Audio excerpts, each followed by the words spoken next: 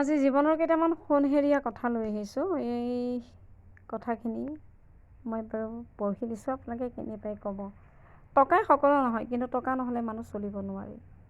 কথাই কথাই আমি কেতিয়াবা কওঁ যে টকা আৰু চবৰে থাকে। হয়, কথাষাৰ ক'বহে পাৰি, টকাই সকলো নহয়, কিন্তু টকা নহ'লে মানুহ চলিব নোৱাৰে। খোজকাঢ়িব লাগে, কঢ়া প্ৰয়োজন বুলিয়েই খোজকাঢ়িব প্ৰয়োজন বুলিয়েই খোজকাঢ়িব নালাগে। নিত্য অভ্যাসত যদি আমি খোজকাঢ়োঁ তেন্তে নিশ্চয় আমাৰ সেই অভ্যাসে কামত দিব। যেনে ছাত্ৰ ছাত্ৰীসকলে বহু সময়ত এনেকুৱা যে বাইক লৈ দৌৰা দৌৰি কৰিছে, হাই স্পীডত বাইক চলাইছে, স্কুটি চলাইছে, ঠিকে আছে, কিন্তু কিছুমান সময়ত তেওঁলোকে বহু সময়ত খোজকাঢ়িও কিছুমান কাম কৰিব পাৰে। খোজ কঢ়া অভ্যাসটো আমি ৰাখিব লাগে। চাফ চিকুণতা সৌন্দৰ্য চৰ্চাৰ প্ৰাথমিক কথা। বহু এনেকুৱা কথা থাকে যে আপুনি ধুনীয়া নহয় বা তুমি ধুনীয়া নহয়, তুমি ধুনীয়া হ'বলৈ কি চেষ্টা কৰিবা। ধুনীয়া হোৱাৰ প্ৰাথমিক চৰ্তটোৱেই হৈছে প্ৰাথমিক চৰ্তই হৈছে সৌন্দৰ্য চৰ্চা। এতিয়া সৌন্দৰ্য চৰ্চাৰ প্ৰাথমিক চৰ্তটো হৈছে চাফ চিকুণতা অৱলম্বন কৰা। বহু সময়ত আমি চাফ চিকুণতা অৱলম্বন কৰা মানুহ দেখোঁ আৰু নেদেখোঁ, কাৰণ যে তেওঁ কেনেকুৱা ধৰণে কি ধৰণত কামবোৰ কৰিছে সেইটো এটা প্ৰধান।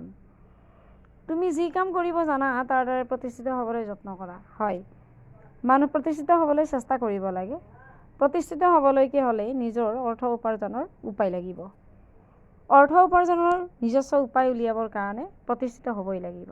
তুমি যি কাম জানা, কোনোবাই যদি ৰুমাল চিলাবলৈকে জানে, কোনোবাই যদি মেচিনটো চলাবলৈ জানে, কোনোবাই যদি হেণ্ডমেড আৰু বেলেগ বেলেগ কাম জানে, তেতিয়াহ'লে সেই কামটোকে অৱলম্বন হিচাপে লৈ তাৰ দ্বাৰাই প্ৰতিষ্ঠিত হ'বলৈ চেষ্টা কৰিব লাগে। আশা ৰাখিবা, তেতিয়াহে বিচৰাখিনি পাবা। হয়, আশা ৰাখিব লাগে। বহু সময়ত আমি দেখোঁ যে নিৰাশ, আশাহীন হৈ গ'ল বা ইমানখিনিনো কেনেকৈ কৰিব। গতিকে আশা ৰাখক, তেতিয়াহে অন্ততঃ বিচৰাখিনি মানুহে পাব।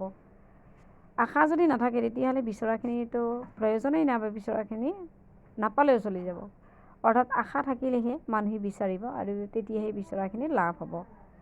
সকলো কামেই নিয়মানুবৰ্তিতা বিচাৰে। হয়, আমি যিবোৰ কাম কৰোঁ, যে আমি কিবা এটা কোৰ্চত এডমিশ্যন লৈ আমি পঢ়ি আছোঁ, তেন্তে সেই কোৰ্চটো আমি কমপ্লিট কৰাটো বিচাৰিব। সেইটো তাৰ ক্ষেত্ৰত কোৰ্চটোৰ ক্ষেত্ৰত কম্পিটিশ্যনটোৱে আমি কি কৰিব পাৰোঁ যে এটা নিয়মানুবৰ্তিতা বুলি ক'ব পাৰোঁ। যদি শেষ কৰা কাৰ্যটোৱে কোৰ্চটো কমপ্লিট কৰিলোঁ আৰু সেইটোৱে হ'ব নিয়মানুবৰ্তিতা কোৰ্চটোৰ কাৰণে। ঠিক তেনেকুৱা ধৰণৰ আমি কিবা এটা কাম কৰিবলৈ আৰম্ভ কৰিছোঁ, যে আমি কেতিয়াবা বহু এনেকুৱা মানুহ থাকে, ঘৰত বেমাৰী মানুহ বহুত, কেতিয়াবা অন্য বেমাৰী মানুহ দেখোঁ যে আধাতে ঔষধটো খাবলৈকে এৰি দিলে। যি ধৰণৰ মানে এটা নিয়ম চলি আহিছে, সেই ধৰণৰ নিয়মটো কিছুমান ঔষধ থাকে যে মাহ দিন খাব লাগিব, 30 দিন বা 15 দিন অমুক, এনেকুৱা ধৰণৰ যিটো নিয়মানুবৰ্তিতা, সেইটো নিয়মানুবৰ্তিতা পালন কৰিব লাগিব। নিয়মানুবৰ্তিতাৰ ক্ষেত্ৰত সদায় খাদ্যাভ্যাস, যেনে আমি বহু সময়ত খাদ্যাভ্যাসৰ ক্ষেত্ৰত আমি নিয়মানুবৰ্তিতা বৰ্জন কৰোঁ, তাৰ বিনিময়তো বেমাৰ আজাৰবোৰ হয়। গতিকে খাদ্যাভ্যাসৰ ক্ষেত্ৰত আমি একেবাৰে খাটাং যে নিয়মানুবৰ্তিতা মানিবই লাগিব।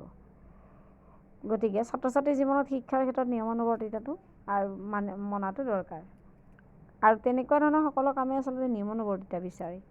নিজক আনৰ লগত তুলনা নকৰিবা, কাৰণ সকলো মানুহৰ নিজস্বতা থাকে। হয়, নিজক আনৰ লগত তুলনা কৰিব নালাগে।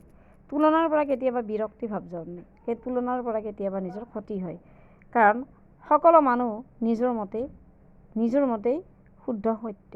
গতিকে নিজস্বতা সকলোৰে মাজতে থাকে, আৰু নিজস্বতা সকলোৰে মাজতে থাকে কাৰণে আমি আচলতে কাৰো সৈতে নিজক তুলনা কৰিব নালাগে। নিজৰ যিখিনি আছে হয়তো আনৰ নাই। এতিয়া নিজৰ সৈতে তুলনাৰ কথাটো যদি আহি পৰে, তেতিয়াহ'লে আমি এইটো কথা ভালকৈ জানো যে সকলোৱে সকলো বস্তু জানে, সকলোৱে সকলো কাম জানে। এতিয়া তুলনাৰ প্ৰসংগত যদি নিজৰ কথাটো আহে, যে আমি বহু মানুহ দেখিবলৈ একেই, কিন্তু অলপ ডিফাৰেঞ্চ। গতিকে এই বিভিন্নতাটোৱে আচলতে পাৰ্থক্যটোৱে আচলতে ইটোৰ লগত সিটো নিমিলে। গতিকে ইটোৰ লগত সিটোৰ আচাৰ ব্যৱহাৰ, ইটোৰ লগত সিটোৰ স্বভাৱ চৰিত্ৰ নিমিলিব। গতিকে তুলনা কৰি নিজৰ মনক বহু সময়ত অশান্তি কৰে। বহু মানুহে নিজৰ মনক অশান্তি দিয়ে, সেইটো হ'ব নালাগে। মোক কথাখিনি কেনে পায় আপোনালোকে জনাব, কমেণ্ট কৰিব। কাৰণ সৰু সৰু কথা কিছুমান আমি যদিও গুৰুত্ব নিদিয়াকৈ চলোঁ, কিন্তু এইকেইটা কথাই প্ৰধান। মানুহ হৈ জন্ম লৈছোঁ যেতিয়া আমি কাম কৰিব লাগিব আৰু কাম যেতিয়া কৰিব লাগিব আমি শুদ্ধ সত্য পথেৰে যদি কাম কৰি পেলাই আমাৰ নিজৰ জীৱনটো প্ৰতিষ্ঠিত কৰিব লাগে বহু কথাতে আমি গুৰুত্ব দিব লাগিব। বহু কথাত গুৰুত্ব দিবলগীয়া কথাকেইটাই আচলতে মই আজি এই ভিডিঅ'ত লৈ আহিছোঁ। আপোনালোকে কেনে পায় কমেণ্ট কৰিব দেই।